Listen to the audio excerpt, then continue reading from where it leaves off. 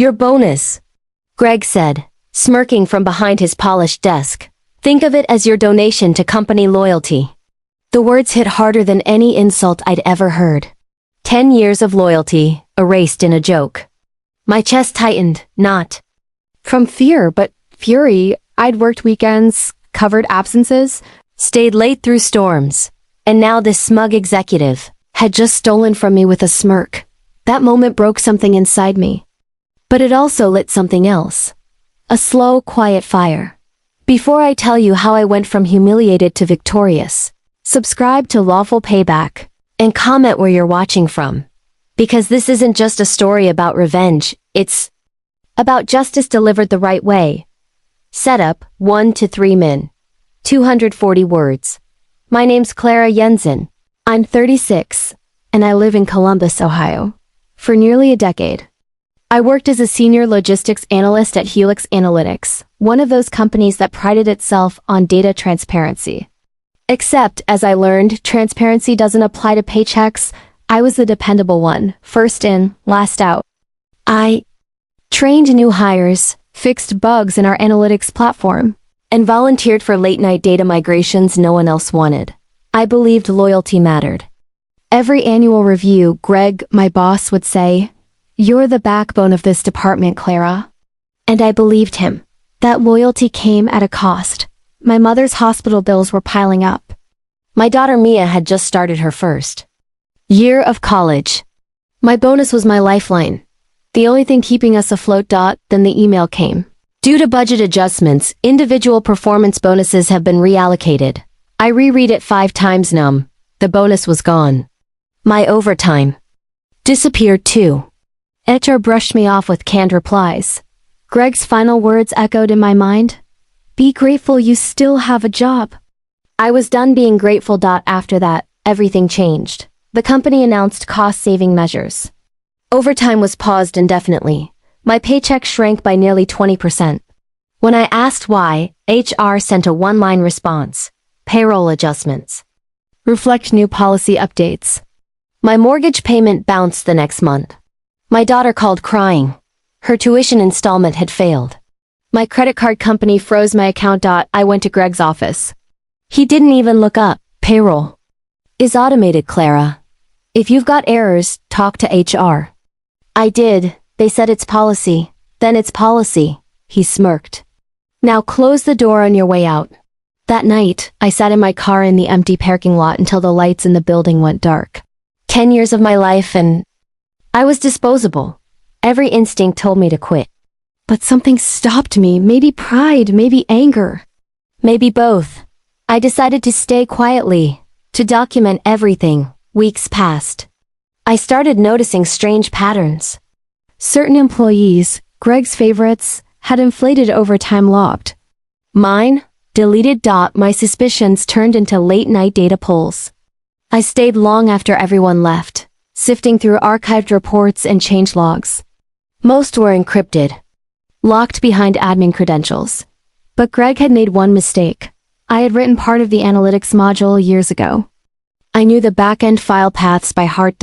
And what I found next changed everything buried deep inside. A subfolder named payroll_archive_2021. I found CSV files that didn't match our payroll system's official exports.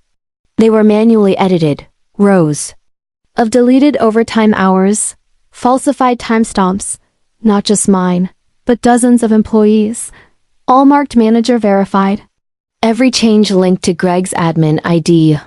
For a long moment, I couldn't move. My hands trembled on the keyboard.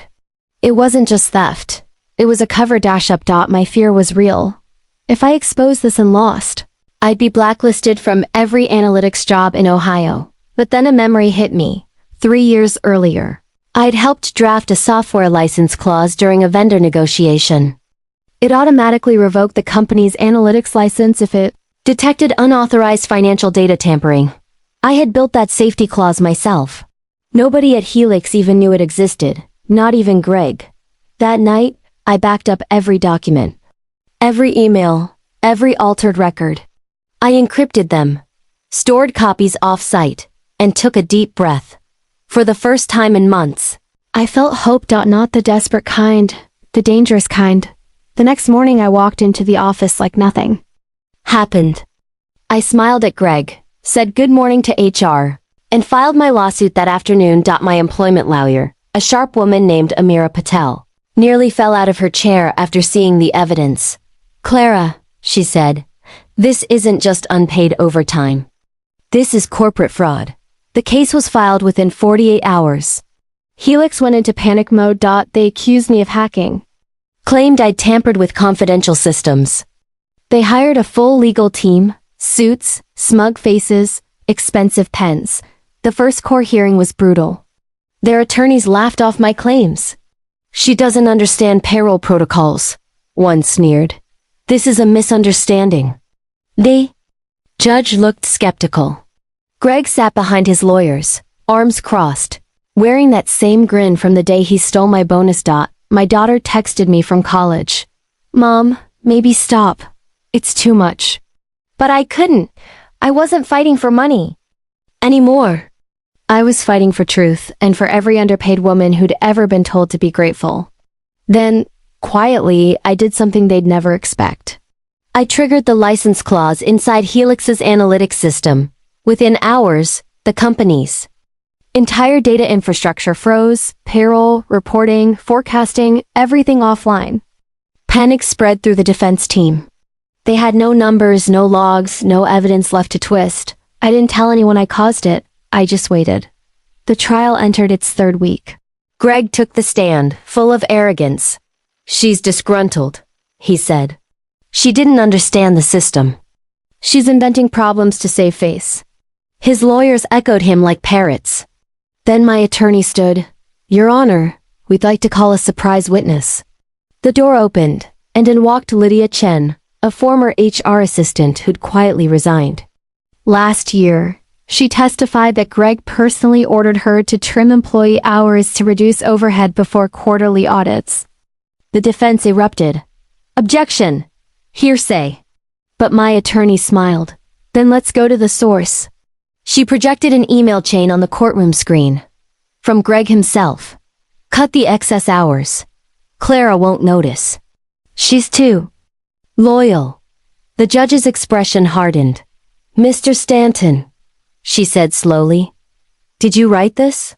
Greg stammered, eyes darting to his lawyer. It's taken out of context. Before he could finish, Helix's analytics servers crashed. Their live payroll portal froze. My attorney seized the moment. That, Your Honor, is the company's analytics system automatically revoking access due to tampering. The clause was written by Ms. Jensen herself. Gasps filled the room. Greg went pale. The judge leaned forward.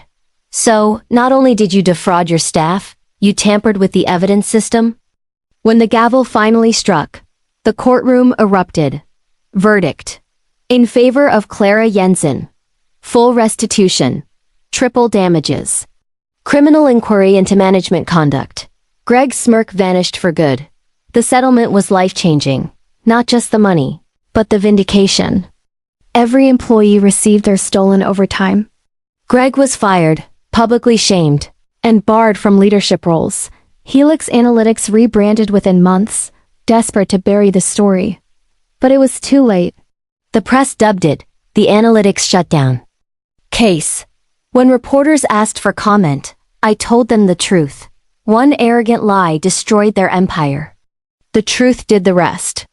Now I mentor other women in tech and logistics, teaching them how to protect themselves, document evidence, and fight legally, not emotionally, because power isn't just about winning. It's about making sure no one else gets silenced the way you did. Sometimes, the sweetest revenge isn't chaos. It's lawful payback.